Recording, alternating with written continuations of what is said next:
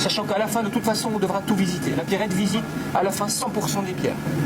C'est-à-dire visite? Visiter, c'est le terme qu'on emploie pour retirer les défauts esthétiques. D'accord. Les défauts dimensionnels, c'est par statistique. Donc, on fait un prélèvement et nos process garantissent ces dimensions et le prélèvement nous garantit que le lot est bon.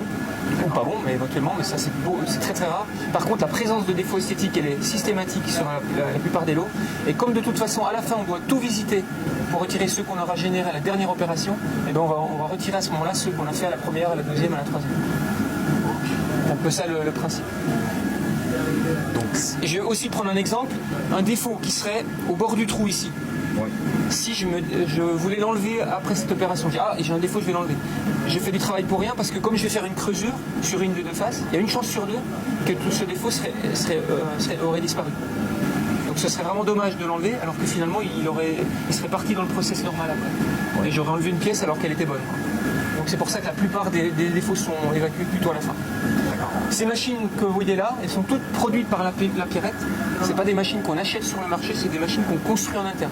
Donc la Pierrette, elle a les compétences pour choisir des lasers, choisir des tables XY numérisées et de faire tout le HMI, toute la programmation, toute l'optimisation des paramètres, ça c'est tout la Pierrette et ça. D'accord. On ne trouve pas ces machines sur le marché.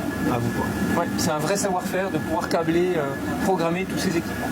D'accord. C'est vachement intéressant. Donc quand on a terminé ces opérations, je vais vous montrer à quoi ressemblent les pièces. Donc là, il y a les pièces qu'on a découpées. Donc là, quand vous me demandiez combien il y en avait sur une demi-lune, bah, sur une demi-lune, il peut y en avoir de 3 si c'est vraiment des grosses pièces, jusqu'à une centaine quand c'est les plus petites. Là, on voit le nombre de pièces qu'il y a sur une demi-lune, ici. Et puis on a le trou qui a été découpé et le diamètre extérieur. Par contre, le trou, il va être repris, agrandi et poli, le diamètre extérieur va être réduit et les épaisseurs vont être retravaillées. On est vraiment sur une ébauche. Et puis ces pièces-là, si je vous les mets dans la main, et vous pouvez les écraser, ça va les séparer en fait. Avec, Ah ouais, d'accord, ok. C'est vraiment minuscule, enfin, mais c'est vraiment tout petit. Ah, donc là vous les écrasez complètement. Alors on va faire ça dans des petits pots avec des porteurs, des choses comme ça, puis on va pouvoir récupérer les pierres qui sont ici. Mais c'est vraiment tout petit. Ah mais c'est des pierres d'horlogerie quoi. Le diamètre, on va dire le diamètre moyen c'est 0,9 mm, le diamètre extérieur, donc on va dire que c'est autour du millimètre quoi. Et mais quel est le rubis le plus petit que vous avez pu? Alors les pierres les plus petites qu'on fait, alors au niveau du diamètre extérieur c'est 0,44 mm, donc moins de 5 dixièmes de millimètre, avec un trou, une creusure, des tolérances au micron, etc.